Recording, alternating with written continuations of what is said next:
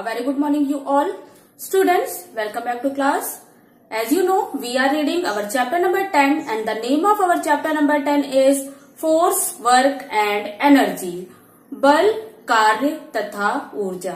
Students, before starting any new topic, let's do a quick recap of our previous video.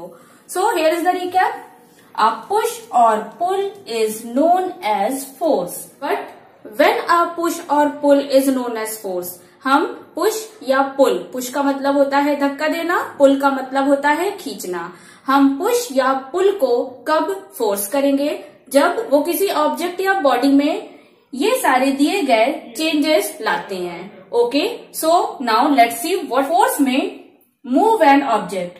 जब भी हम किसी भी ऑब्जेक्ट पे फोर्स लगाते हैं तो वो उसे मूव कर देता है. मूव करने का मतलब उसमें मूवमेंट ला देता है या उसमें गति ला देता है. ओके, अगर वो चीज रखी हुई है और अगर हमने उसको पुश किया तो उसमें क्या आ जाएगी? मूवमेंट आ जाएगी.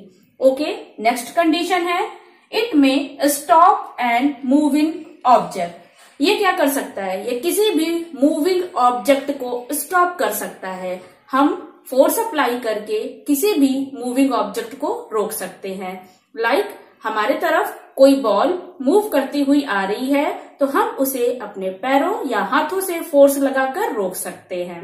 ओके, नेक्स्ट है it may change the direction of an moving object. ये किसी भी मूविंग ऑब्जेक्ट की डायरेक्शन या दिशा में चेंज ला सकते हैं. ओके, नेक्स्ट कंडीशन है it can change the shape and size of an object. ये किसी भी ऑब्जेक्ट या किसी भी चीज की शेप या साइज को चेंज कर सकते हैं. ऐसे बहुत सारी चीजें हमारे चारों तरफ होती हैं जिन पर हम थोड़ा सा भी अगर फोर्स अप्लाई करेंगे तो उनके शेप या साइज में हम चेंजेस ला सकते हैं. ओके, इस तरह से पुश या पुल करके अगर हम ऑब्जेक्ट्स में ये दिए गए चेंजेस में से किसी एक चेंजेस को भी ला देते हैं या उनमें किसी ये जो चेंजेस दिए गए हैं इनमें से कोई एक चेंज भी अप्लाई हो जाता है तो उस पुश या पुल को हम फोर्स कहेंगे. ओके, नॉर्मली अगर आप देखेंगे तो हम अपने घर में सारे कामों को करने के लिए डिफरेंट टाइप्स के फोर्सेस का यूज करते हैं.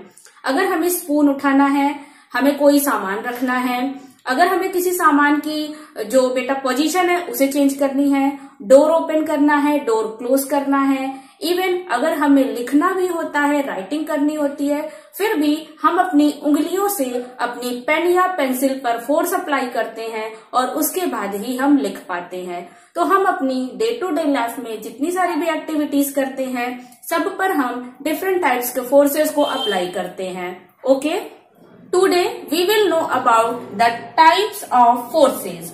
आज हम फोर्स के विभिन्न प्रकार के बारे में जानेंगे. इसमें से पहला है ग्रेविटेशनल फोर्स, जिसे हम हिंदी में गुरुत्वाकर्षण बल कहते हैं. ओके, दूसरा होगा हमारा फ्रिक्शन फोर्स, इसे हम हिंदी में घर्षण बल कहते हैं. और तीसरा है हमारा मस्क्यूलर फोर्स, इसे हम हिंदी में मांसपेशीय बल कहते हैं. ओके, तो आज हम इन तीनों टाइप्स के फोर्सेस के बारे में जानेंगे, पढ़ेंगे और समझेंगे. Okay students, our first type of force is gravitational force, जिसे हम हिंदी में गुरुत्वाकर्षण बल कहते हैं. What is gravitational force? Force applied by the earth on all objects. Students, ये जो फोर्स है this is applied by the earth on the all objects. This force is applied by the earth. Students, ये जो हमारा gravitational force है ये अर्थ के द्वारा नेचुरली सारी चीजों पर अप्लाई किया जाता है. आपको पता है सारी चीजें अर्थ से गिरती क्यों नहीं है? Students, our earth shows two types of movement, rotation and revolution. ये दोनों मूवमेंट अर्थ के द्वारा किए जाते हैं. फिर भी सारी चीजें अर्थ पर चिपकी रहती हैं, गिरती नहीं हैं. इसका कारण यही है कि जो अर्थ होती है, जो हमारी अर्थ है, वो सारी चीजों पर एक फोर्स अप्लाई करती है और सारी चीजों को अपनी तरफ खींचती है. ओके, अर्थ क्या करती है? सपोज दिस इज अवर अर्थ. अर्थ सारी चीजों को पुल करती है, अपनी तरफ खींच कर रखती है. ठीक है, अर्थ क्या करती है? सारी चीजों पे जो भी चीजें हैं उस पर अर्थ क्या करती है, फोर्स अप्लाई करती है। कौन सा फोर्स? अर्थ पुल करती है, सारी चीजों को अपनी तरफ खींच कर रखती है, ठीक है। और इसी फोर्स को हम ग्रेविटेशनल फोर्स के नाम से जानते हैं। स्टूडेंट्स, ये जो ग्रेविटेशनल फोर्स है, इसी के कारण सारी चीजें जमीन पर चिपक कर रहती हैं, चिपकी रहती हैं। अर्थ सारी चीजों को, एनिमल, प्लांट्स और ह्यूमंस और जितनी भी चीजें हैं हमारे चारों तरफ, लिविंग, नॉन लिविंग, जितनी भी चीजें हैं, उन्हें अर्थ अपनी तरफ खींच कर रखती है। तो अर्थ कौन सा फोर्स अप्लाई करती है? ग्रेविटेशनल फोर्स अप्लाई करती है। ये जो फोर्स है ये नेचुरली अप्लाई होता है, ओके। अर्थ के द्वारा ये फोर्स नेचुरली सारी चीजों पर अप्लाई होता है, इसीलिए सारी चीजें अर्थ पर चिपकी रहती हैं, गिरती नहीं है। तो अर्थ के द्वारा जो फोर्स अप्लाई किया जाता है उसे हम ग्रेविटेशनल फोर्स के नाम से जानते हैं। नेक्स्ट है हमारा फ्रिक्शन फोर्स, जिसे दिस अपोज द मोशन और स्टॉप एन ऑब्जेक्ट। स्टूडेंट्स, ये जो फ्रिक्शन फोर्स है हमारा, ये किसी भी मूविंग ऑब्जेक्ट की जो मूवमेंट होती है या उसका जो मोशन होता है, इसको या तो स्टॉप कर देता है या तो इसको क्या कर देता है? अपोज कर देता है। अपोज करने का मतलब इसकी मूवमेंट को चेंज कर देता है, ओके। तो फ्रिक्शन फोर्स जो है ये क्या करता है? ये अपोजिट डायरेक्शन में वर्क करता है, ओके। और ये किसी भी मूविंग ऑब्जेक्ट की मूवमेंट को या तो रोक देता है या अपोज कर देता है या अपोजिट डायरेक्शन में कर देता है, ठीक है। ये नेक्स्ट है हमारा मस्कुलर फोर्स या मांसपेशीय बल। Force applied by our muscles is known as muscular force. हमारे मसल्स के द्वारा जितने भी फोर्स अप्लाई किए जाते हैं इन्हें हम मस्कुलर फोर्स कहते हैं। स्टूडेंट्स, ग्रेविटेशनल फोर्स में हमारी कोई भी मस्कुलर पावर नहीं लगती है, ओके। तो ये था हमारा types of forces. Now let's go through the chapter. Now take your book, open your chapter number 10, page number 92। There are different kinds of forces. बल विभिन्न प्रकार के होते हैं। The force of gravity pulls each object towards the earth. जो हमारा gravitational force होता है ये सारी चीजों को अर्थ की तरफ खींच कर रखता है। It act naturally on all objects. यह प्राकृतिक रूप से हर वस्तु पर कार्य करता है।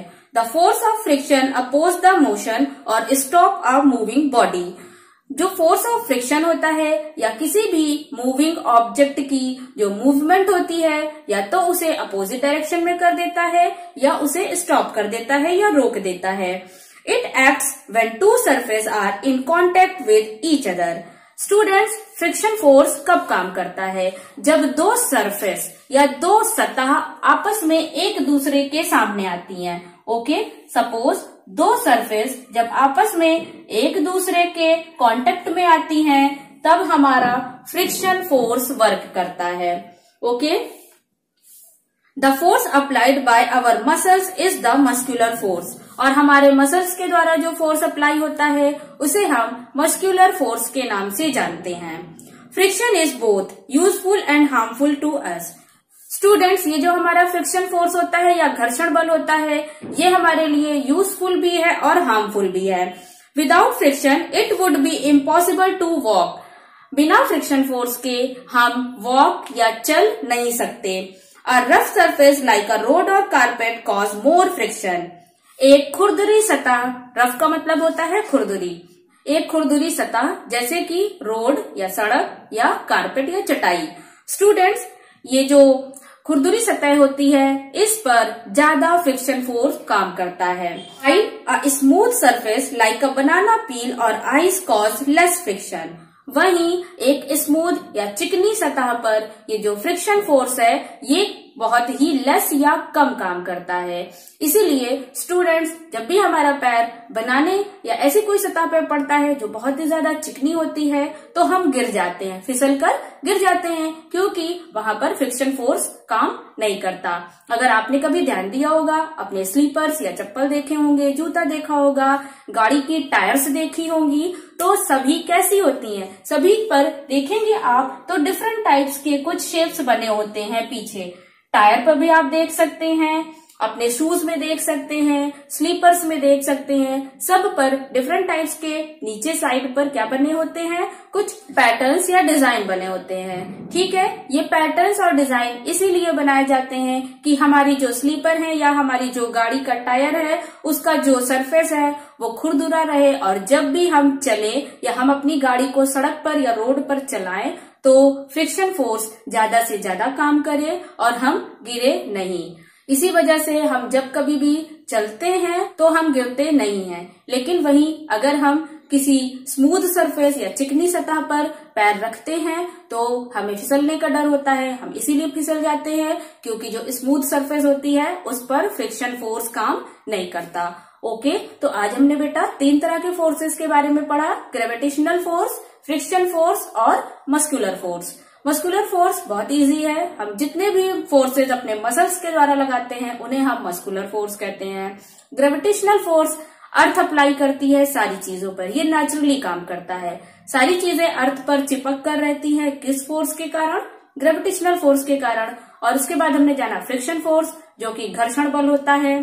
फ्रिक्शन फोर्स के कारण ही हम चलते हैं या हमारी जो गाड़ी है या किसी भी तरह का व्हीकल है वो सड़क पर चल सकता है। फ्रिक्शन फोर्स हमेशा तभी काम करेगा जब दो सरफेस या सतह आपस में एक दूसरे के कांटेक्ट में आएंगी। ओके।